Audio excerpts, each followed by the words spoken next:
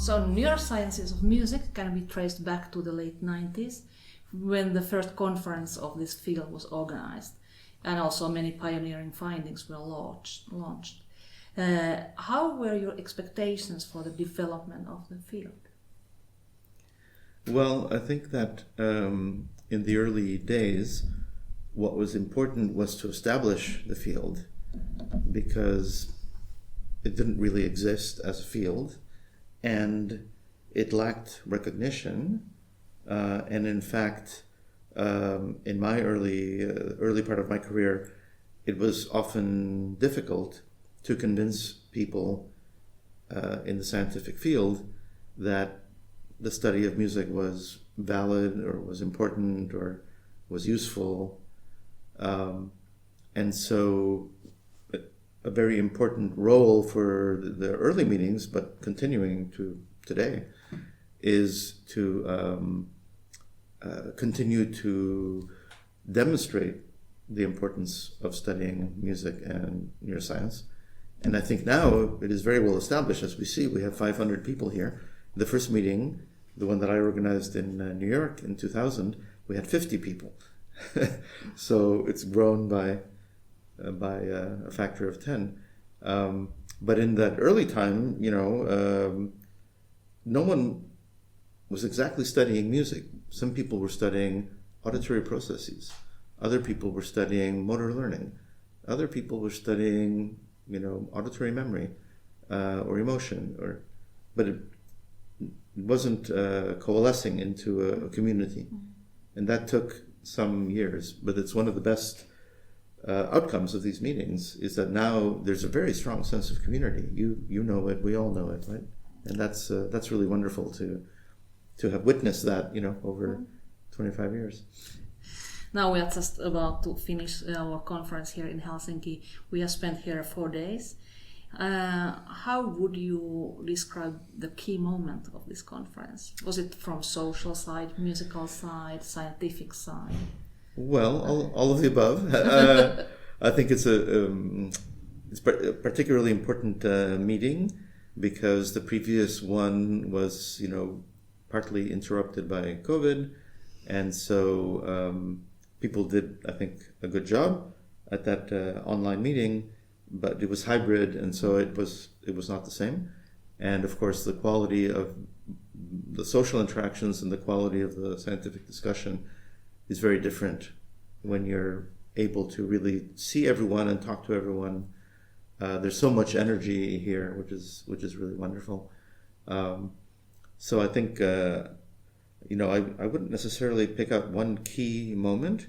I would maybe say that what's clear from this meeting, and it has been clear for a while, but at this meeting it's really evident, is the sophistication of the research that's being presented.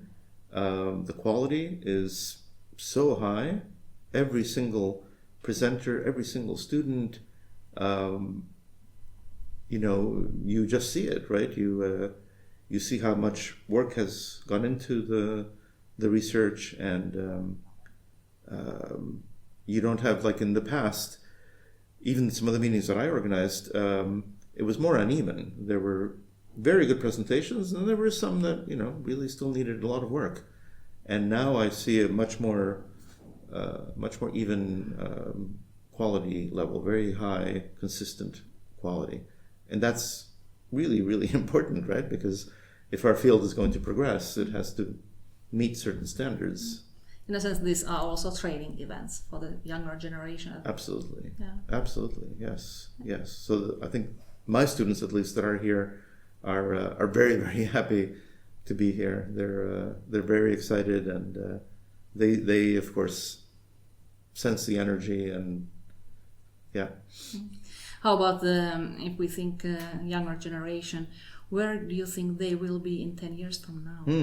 Where the field will be in 10 years from now? Yeah, it's very, very interesting to see the developments. One of the things that's interesting too is how it's branched out, right? So it used to be, 2 or 3 different approaches, right? People using EEG, people using fMRI, people studying clinical populations. That was sort of it. And now you see so many different approaches: brain stimulation, infants and development, age-related changes, artificial intelligence, technology, so many different types of approaches. So in 10 years, it's hard to predict, but I think probably it will branch out even more than it has already. So I hope I'll be around to witness it. How about if we think a situation of a PhD student who is choosing the topic? What would be your advice to a student? Is basic research the thing, or applied perspectives, or? Well, actually, one thing that is also very clear at this meeting, which I'm very pleased to see, is that the convergence of the basic research and the clinical is much greater. It used to be that the people who did basic research, that's all they did. And the people who were clinical, they didn't know anything about research. And now you see a lot of people saying, okay, here are my neuroimaging experiments, or here is my cognitive psychology protocol, and now here I'm applying it to these patients, or here I'm applying it to older people.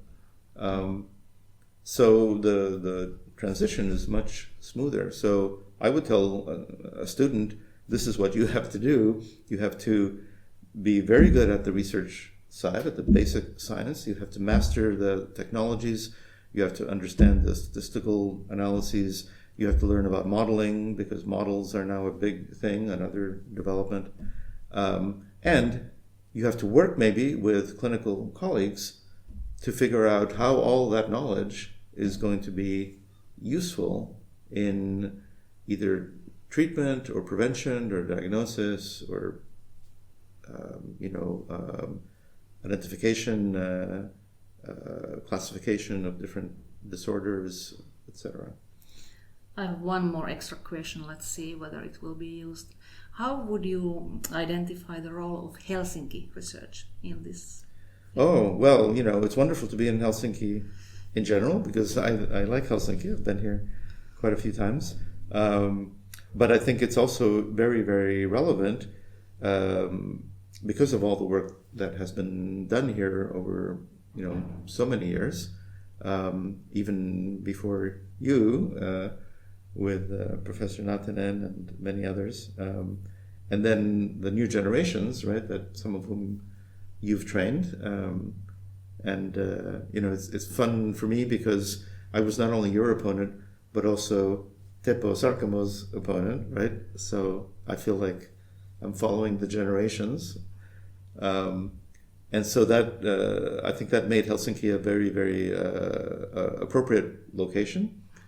And that also, together with the very rich musical tradition, whenever I come to Helsinki, I hear singing. I went to the Esplanade the other day, and there were these two little boys, probably 7 or 8 years old, and they were singing, and they had a little box for people to put money in, and they were just singing in harmony, right?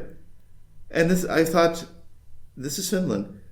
I'm in Finland now, because that would never happen in North America or even in other European countries, maybe a few, but this is not unusual, I think, here, right?